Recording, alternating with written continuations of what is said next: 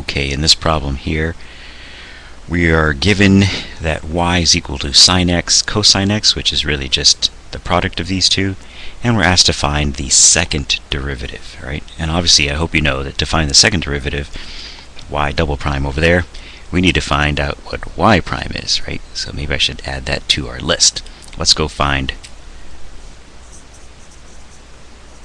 y prime first, and then we can take the derivative of that, and that gives us the second derivative. Well, since this is a product, right, since this is sine x times cosine x, then we can use the product rule. And the product rule basically says, a real quick recap here, the product rule says, if you split these guys up and you say, hey, look, this is a function that we'll call f, and this is a function that we'll call g, then the product rule says, give me the derivative of the f times g plus f times the derivative of g, and then sum those guys up. Alright, so here goes the product rule on these. Alright, so let's go find y prime.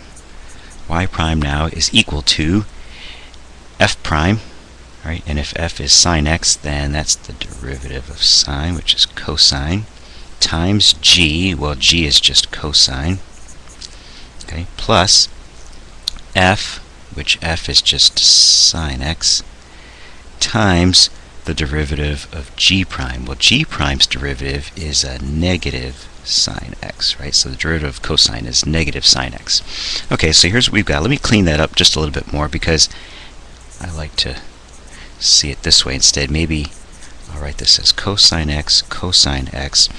Since I have a positive sine x times a negative sine x, I'll write it as minus sine x sine x. So I'll read that twice. So basically I'm just moving that negative sign out here, okay?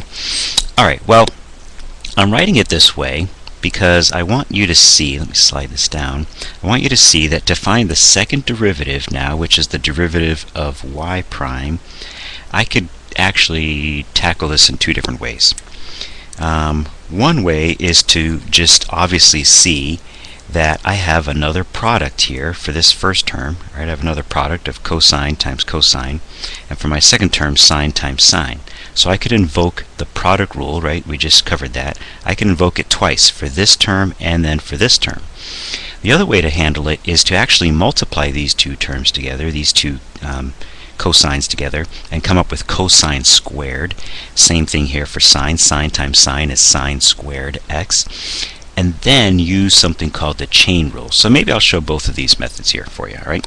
So first method, let's see this as another product. Okay, so I've got f and g here, and I'll do the same thing over here for this one. I'll treat this as another product, but I'll handle that one separately in a second here.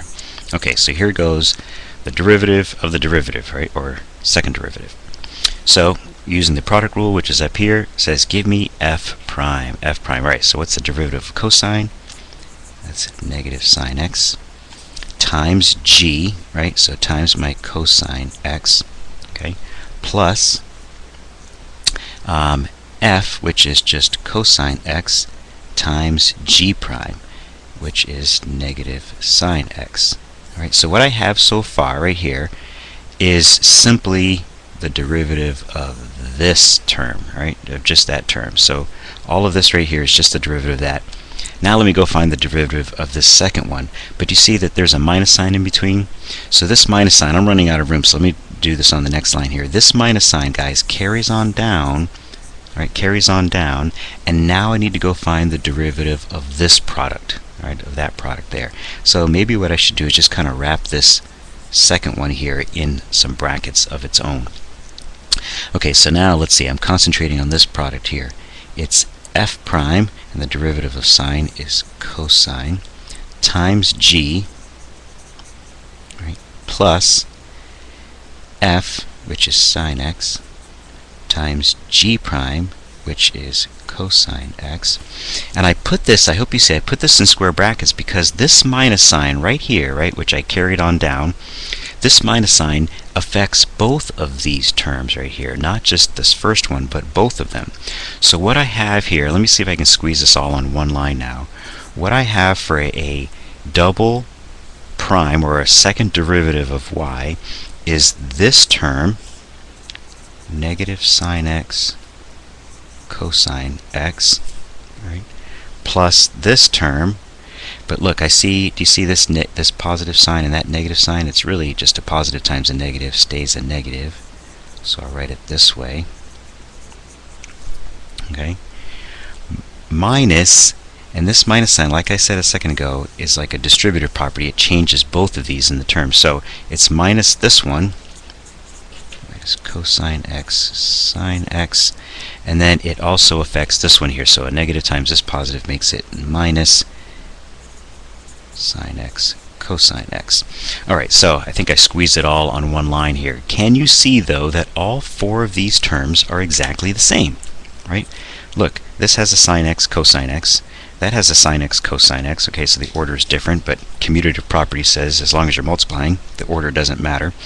Cosine x sine x here, and sine x cosine x there. So all four of those terms are exactly the same, and they all have a leading coefficient of -1. So since they're all the same, I can simply add them all up and simply write, look, my second derivative is equal to -4 times sine x cosine x. Right? So there you go. There's the second derivative. It's -4 sine x cosine x. And the trick really was to remember that this negative sign here, once you find the derivative of this, that negative sign applies to everything after it. Okay, that's one way to prove it. Let me start back with this first derivative. Do you remember our first derivative looked like this? Let's see, we had y prime was equal to cosine x cosine x, right, minus sine x sine x. So if you have already learned about this thing called the chain rule, all right, if you've already learned this thing called the chain rule, then we can actually use the chain rule to find the second derivative. Now, how do we do that? Well, first let me clean this up, all right? Since this is cosine times cosine, I can write it this way: cosine x quantity squared, okay? We don't typically write it that way. We actually typically write it as, here, let me pull out a piece of scrap here. We typically write something like that as, have you seen this before? Cosine x cosine x. Instead of writing it this way as cosine x quantity squared, we typically write it as cosine squared x. Okay, so this right here is the same thing as that right there. They really mean the same thing. But I'm writing it this way, though, instead of this way. I'm writing it this way, cosine x times cosine x, because I want you to see what the inner function is. That's the inner function, cosine x, and the outer function, right, if I covered that up, the outer function is just stuff squared, right? It's just some stuff here being squared. That's the outer function. All right, well, it's the same thing over here for these signs, right? It's the same thing for these signs. It's sine x quantity squared. Okay, now, using this thing called the chain rule, we can go now and find the second derivative. Watch this, okay? First off, for this term here, give me the derivative of the inner function. The inner function is simply just cosine x, all right? So the derivative of cosine x, no problem. That's negative sine x, okay? Now give me the derivative of the outer function. Right, the outer function is just stuff squared. Well, anything squared, the derivative of that is simply 2 times, right, 2 times whatever I had inside to begin with. Okay, and remember that 2 minus 1 just leaves us with an exponent of 1, so it really goes away. Okay, let me keep on going here. I got my minus sign. I'm going to bring that down. And let's do the chain rule on this guy over here. Give me the derivative of the inside, which is cosine x, and the derivative of the outside. Well, the outer stuff, again, is just stuff squared. All right, and the derivative of that stuff squared is just 2 times that stuff. Excellent. All right, so I hope you see, cleaning this first term up right here, just cleaning that first term up, I hope you see I could write it this way. I could write it as -2 sine x cosine x, right? -2, just put the coefficient out front. As well as over here for this term, I also have a -2, and I've got cosine and sine together, right? So I'll just write it this way, sine x cosine x. But look, these two terms are the same. They both have a sine x and a cosine x in it, so I can simply add up their coefficients and come up with -4 sine x cosine x. Hey, and that's what we had to begin with if we had done it without using the chain rule, right? So both methods work.